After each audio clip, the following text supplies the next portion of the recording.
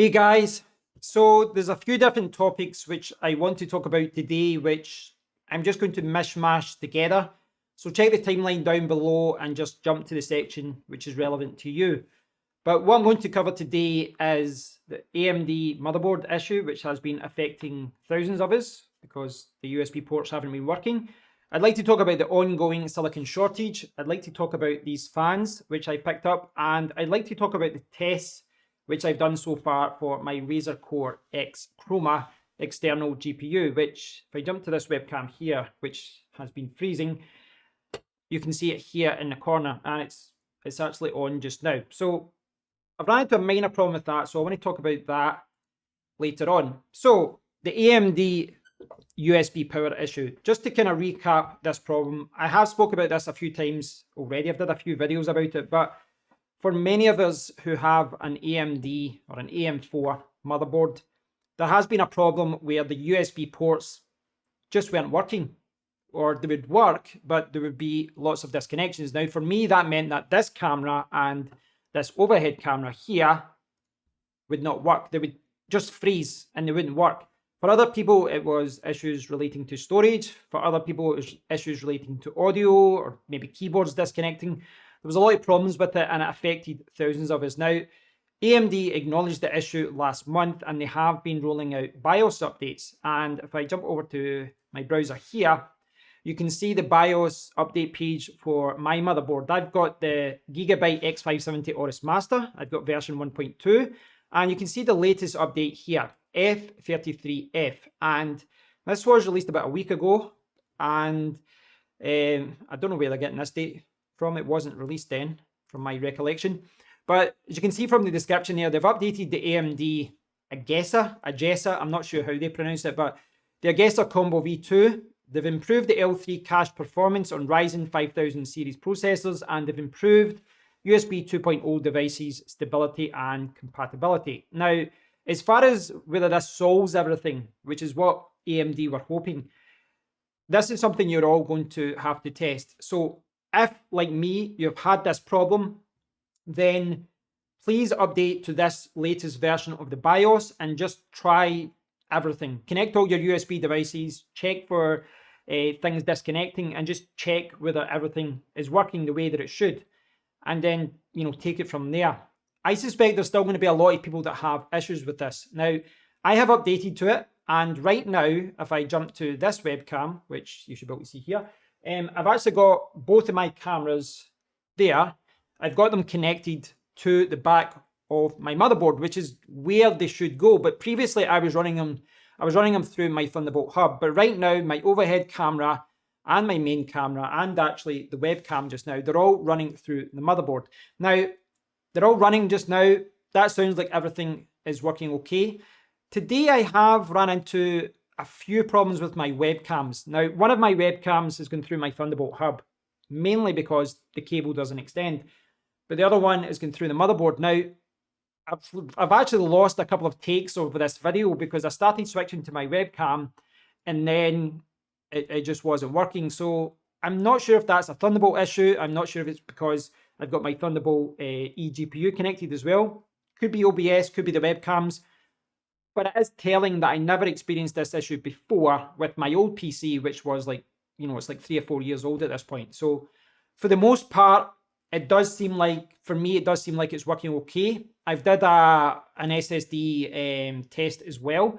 And if I change to this and show you this, you can see that my Gen 4 drive does seem to be working at the correct speed. So I am getting Gen 4 SSD speeds as well. I'm running at Gen 4. I've not dropped down to Gen 3. Everything seems to be working. But for everyone else, I can't say it's definitely going to fix the problem for you. You're going to have to roll out that new BIOS update, install it, and then check all your devices again. So good luck. I hope it works out for all of you, but there's obviously no guarantees. So about the silicon shortage, I think most of you who are watching this are aware that there is a major silicon shortage in 2021, and it's related to many different factors with what's going on, the pandemic in China and cryptocurrency and the release of the PlayStation 5 and Xbox Series S and X. It's like the perfect storm of things going wrong. And it's just led to a lot of things not being in stock. Now, this has trickled down to a lot of different areas you wouldn't have thought, such as the car industry not being able to get the silicon that they need for their cars and different things. But for most of us, the main thing here seems to be the availability of graphics cards and the availability of the PlayStation 5 and the Series S and the Series X. Now, as far as graphics cards go, I've been watching these new drops of new graphics cards such as the 3060 and the 5700 XT, and next to no stock is being released. Now, that might be because of demand. That might be because so many people are looking for the graphics card that as soon as they drop, as soon as they are available, they're sold out. But it does seem like there's not a lot of stock being made available as well. So I'm not sure what's going on exactly, but I've been following the news a little bit and I've been looking at some other YouTubers talking about this, and estimates right now are that this isn't going to calm down until like the third part of 2021. So we could be talking about 6 months at this point until things start easing off a little bit. There's absolutely no guarantee that that is actually the case, but fingers crossed things will go back to normality a little bit. Who knows? I suspect the graphics card market is going to be crazy for the rest of the year. I do believe that. But as far as game consoles go, I've been following what's happening with the PlayStation 5 and the Xbox Series S and X. Now, I can only talk about what's happening in the UK right now because that's what I've been tracking. I know in the UK, the Xbox Series S, if you just check any particular date, it probably won't be in stock. But if you look at Discord groups and notification websites, etc., you will get an Xbox Series S. It will be there. You just have to look for it and you will get one. The PlayStation 5 is a lot harder to get, but one of my friends did get one, so they're starting to roll that out already. It is difficult. But over the last few days, I have noticed the Xbox Series X has been in stock. And in certain UK websites such as Game, they're doing pre-orders. And I know because I've ordered one. So I've got my Xbox controller, but this is for the PC that I use. But I've ordered the Xbox Series X with a spare controller, which I didn't want. I didn't want to buy it with a second controller, but that's the package that was available. That's the one that I bought. It was like £505 delivered. So yes, I've finally managed to get an Xbox Series X, and I'll probably do an unboxing on my gaming channel about that and do some videos about it. But I wasn't even caring. If I'm honest, I wasn't caring about getting it right now. I could have waited a little bit longer, but I was conscious of the fact that, you know, with what's going on this year, with the silicon shortage, with everything being out of stock, I was conscious of the fact that it could be another 4 or 5 months until things are back to normal, and I wouldn't get a chance to buy it maybe in 2 months' time. So I've ordered it, paid for it. It's going to get delivered soon. So for any of you who are looking for a games console, I think you just have to pay attention to social media accounts that, you know, roll out updates. The Discord groups that give you updates. Basically, what you want to do is when any stock is available for the console that you want to be there within a minute or two and you want to buy it. No messing around. It's available, order it. And if you don't, it will be sold out in a few minutes. I've got absolutely no doubt about it. But as far as buying a game console and as far as getting a graphics card, good luck. It's difficult right now, and there's absolutely no guarantee that things will go back to normal for a while now. Certainly with graphics cards, because cryptocurrency mining is doing so well right now, you know, we have seen some retailers, at least here in the UK, putting out restrictions, you know, 1 graphics card per customer and different things like that. There's always ways around that. People can get family and friends to order GPUs, but hopefully that will slow things down a little bit, and hopefully it will be a little bit easier to get a graphics card. Now, my hope at the very least is that scalping goes down. And eBay, you know, obviously there's a lot of scalping going on there. We're seeing it with the usual suspects in the UK like CEX, but most UK computing companies are scalping as well. They're sticking an extra few £100 onto each graphics card, and they're effectively scalping their own customers. So that's something I don't like either. But it is what it is. But just, there's nothing else we can do right now. I don't have any answers about that. I really don't. Okay, so on to the fans.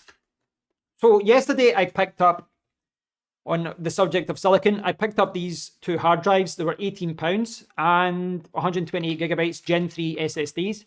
not really relevant to anything. I've picked them up because I'm going to be messing about with Linux with my PC and doing a different, a few different installations, and very useful. This kind of size, 128 gigabytes, very useful for a Windows installation, a Linux installation, or just kind of messing about with things. So I've picked those up. But the big thing that I've picked up here are fans. Now I'll put this around here. I'll jump to the overhead camera. In fact, I'll show you this better. So what I've got here is the Corsair ML120 Pro. So this is a 120mm fan, and it's not RGB. It's just black, which you can see here. And really nice looking fan. Now you can see it's dusty already because I think 5 out of the 8 that I bought, or 6 out of the 8, they are used. They were in a PC. So I've picked these up from a nice gentleman, a nice fella. Let's go with fella. Picked these up from a nice fella in Edinburgh for £65 for 8. And yeah, they're really nice fans. I've been testing them out a little bit. They're certainly a lot nicer than Noctua fans that I've got. As you know, I've got a lot of these Noctua fans. These are excellent, but the brown and beige isn't exactly the nicest look. So I wasn't sure how I was going to use these originally. I was going to maybe put them into my old rig and maybe cool some different things with them. I've picked up a bargain, without a doubt. I have picked up a bargain, but I'm kind of swaying towards maybe putting them into my new PC case. So these fans, as I said, they're not RGB, but they normally retail about £30 for 2, sometimes only £20 for 2. So they're good value fans, and they go up to like 2400 RPM. Now, as far as how they perform, well, I've just been doing some basic tests with them. And if I jump back to this webcam here, I was just checking that was on, it hadn't frozen. Right, so you can see I've got both fans. I've got my Noctua fan here. This is the Noctua fan. And then I've got the Corsair ML120 Pro. And both of them perform well. I would say that both of them perform well. And you can see they're spinning away roughly about the same speed. But obviously the Corsair here can go at a higher RPM. So I'm not going to do any kind of advanced testing today to show you airflow or anything like that. And I don't want to bog you down with specs. What I would say about that is that from a looks perspective, these look much, much better. From a noise perspective, when you run both of these fans at 2000 RPM, the Noctua fan, the brown and beige, it's a lot quieter. So when you're running these both at 2000 RPM, they're both running at the same speed, the Noctua is a lot quieter. It's noticeable. But when you kind of go below 1500, there's really not much between them. You really can't notice them. So I think that's why I'm leaning towards putting these into my main PC. Now, when you run them at 2400 RPM, there's a lot of airflow coming from these, but it sounds like an aeroplane taking off. They're, kind of sounds like industrial noise. And it's quite whiny. So they can run really fast and really loud, but I think about 1500 RPM and below, these fans are excellent, really good airflow. So I'm thinking about putting these into my dynamic XL case rather than the Noctuas, simply because they're not beige and brown. That's it. I will say I do think the Noctuas are better. They're more expensive, so that's no surprise. But I do think the Noctua fans are better. They're a little bit quieter, and airflow seems to be, well, they seem similar at the same level, but from a noise perspective, at the very least, the Noctuas are so much better. At the higher levels, when you drop down to lower speeds at 1500, there's not a lot between them. I know PC fans is probably not the most exciting thing to talk about, but when you're cooling a PC, when you're building a PC, it does matter. And it can be the difference between something being too noisy or your CPU or your case, your GPU, etc., just not being cool enough. So I bought these secondhand. I got a bargain. I've got 8 of them, and I'm impressed. I am impressed for what I paid for them and for what they retail at as well. I would buy them again. You can actually buy like white and blue and I think red corners for them as well, like £4 each. I think I'll maybe just stick with the black. I don't know. Right, so finally, my Razer Core X eGPU, which, if I jump to this webcam again, and I keep double checking this because the webcams were freezing earlier, but I've got it sitting here, and I can't really pull it into the shot here because, I can show it here. I can't really get it into the shot because the cable is so short. I need a longer Thunderbolt cable. But I've got my 3090 FE in there. So I've effectively got two 3090s on this PC right now. Now, clearly, they're not an SLI. The 3090 is the only 3000s or 30 series RTX card which does have SLI support, but I've not got these bridged together. But they are both running on my system. Now, I've been testing it just so much as just seeing how this fits into my workflow. I really like the idea of using this with my laptop downstairs, but also using it with this PC. You know, when I'm not using it with the laptop, just use it here. And it means that, for example, if I'm rendering a video, I can render the video with two graphics cards and I can get, you know, twice as much performance and I can greatly reduce my rendering times. But there's other situations where that would be useful as well. I can render a video and game. I can render a video and browse the web and do different things. I like the idea of having two graphics cards, not an SLI, but just being able to select, you know, one GPU to use this app, one GPU to use the other. In practice, it's not working out as well as I thought. Now, unfortunately, because of an issue that I'm going to talk about, I can't show you my monitor to show you what's happening, because when both of these are connected, I can't show you the monitor through OBS. I don't know why, it just comes up a black screen like this. But what I can do is show you this here. So this is the NVIDIA GPU activity window, and this is my 3090 master on the left, and then when I click on here in the right tab, it shows you OBS. Now, the interesting thing here, and one of the things that I've noticed about this is that by default, a lot of apps will run using both graphics cards. Not all applications, but a lot of them. So you can see OBS 64X there, and it's there as well. So OBS is using both GPUs. It's using the one in the eGPU and it's using the one in my motherboard. Now, here's the issue that I've got. I can't actually change that. So if I change to, what can I change to? NVIDIA control panel. Okay, I've got it now. So if I show you this control panel, I'll show you what I'm talking about, right? I'll bring this up here a little bit. So this is where you can select which GPU is doing what. So you've got global settings and then you've got program settings. And I'm sure you've all seen this options page before. So the idea is that you can change some different settings and you can select which GPU you are showing. Now, you can't see that just now because of the issue that I can't show you the monitor, but it's allowing me to see GeForce RTX 3090, 2 of 2 or 1 of 2. And, you know, I can select which graphics cards are being used. Now, by default, it will show you both graphics cards and both of them will be operating, but you can go into an application and you can say, I only want to use one particular graphics card. So for example, I can go into Google and I can change it to only use graphics card 1. And I can change it and I'll select it and it will be graphics card 1. Now, here's the problem that I'm facing, and this is something which is really annoying. Despite the fact I am selecting a specific GPU for a specific application, few applications are actually following that. Now, I've tested one or two of them and they do follow it. Most of them do not. So that I've run into major problems with this. An example is right now with OBS. I said only use one GPU for OBS, don't use two, so that I could show you exactly what was happening in the monitor. But it doesn't do that. It splits the usage over both GPUs. Now, I'm not sure if that's because of the eGPU or because I'm doing it with a 3090 and a 3090. I don't know, but it's causing a lot of problems and it's changing how I will use this. Now, another example is I was trying to play Call of Duty Warzone and I thought in the background I'll have Chrome and I'll have different things running. Didn't work like that. Both GPUs were trying to play the game and I thought I would increase it from like 200 FPS, you know, if I use both of them, maybe up to 400 FPS. No. When both of them were active, it dropped it down to like 20 or 30 FPS because it's not supported in the game. So it seems to be problematic is the best way to say that, because I can't seem to select which GPU is using which application.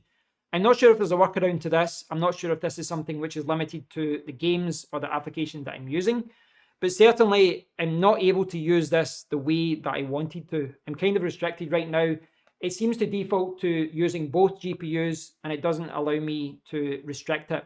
The only thing I have found is that if I go back into the NVIDIA one and I just say only use one GPU, then it will only use one GPU. But whenever there's two active, well, that's when the problems arise. There's another problem as well. Now, when I did a video, I did a detailed video the other week where I showed you the Razer Core X, I unboxed it, I showed you how it all worked, and I talked about how the fact that one of the selling points of this eGPU is the fact that it's plug and play. And by that, I mean that, you know, you plug it in, you switch it on, it's there. Now, that is indeed the case. It is plug and play, but there's something to note. If you just switch off your computer and you don't manually disconnect, then when you switch it back on, you have to reinstall the driver. So what you have to do is when you plug it in and you install your driver, everything will be working. I mean, it will show in the device manager, but you have to install the driver so that you don't get the little triangle.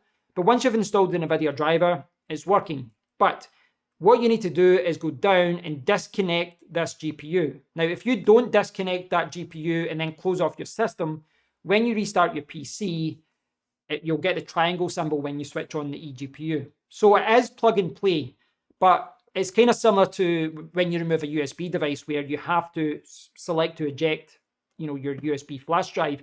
You need to make sure you disconnect the eGPU before restarting, because if you don't, then you're going to have to reinstall the driver again. So I am happy with the eGPU in that it's flexible. I can use it as a Thunderbolt 3 hub. I can use it to put in my capture card, and of course I can use it for games. But so far in my testing, it seems that not only are games not supporting two separate GPUs operating independently or even together, doesn't seem to be working together unless obviously you use the bridge. But when both of those are active, Windows doesn't seem to know how to handle it properly. And some apps use both GPUs, some will use one, but it doesn't follow what you say and use the GPU which you tell it to use. So it's not perfect. I'm a little bit disappointed by that because it's kind of changing the way that I wanted to use this eGPU, but I'm going to have to do more testing, try and find a solution for it. It does work great though. I will say that about the Razer Core X Chroma. It does work great. Performance for this thing has been absolutely fantastic. The fan just runs at 1000 RPM, you know, constantly, but it works great, and it only adds like an extra 25 watts to your electricity bill. You know, if your graphics card burns 300 watts, as I discussed in my last video about it, this will use up 325 watts. I don't know about efficiency though. It's obviously not a titanium PSU. So thanks for watching, guys. I'll hopefully be able to talk more about the Razer Core X Chroma in the future.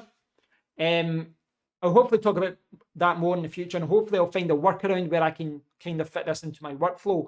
But moving forward, in my next videos, I want to talk about the problems that I had building this PC and all the changes that I've done with it. And then I'm going to rip everything out and put it into the new PC case. So please stay tuned for that. I'd love to hear your thoughts on all of these topics. Please let me know if you got on, how you got on with the AMD motherboard issue. Let me know what your experience has been with getting a graphics card, with getting a PlayStation 5 or an Xbox Series S and X. And if you do have an eGPU, let me know how you go on with that. I'd like to hear from people that have an eGPU and how they manage different applications when an eGPU is connected to a PC that already has a graphics card. I know it's a unique situation, but it's something I'd like to know more about. So thanks for watching, guys. I do appreciate it, and stay tuned for the next one. Take care.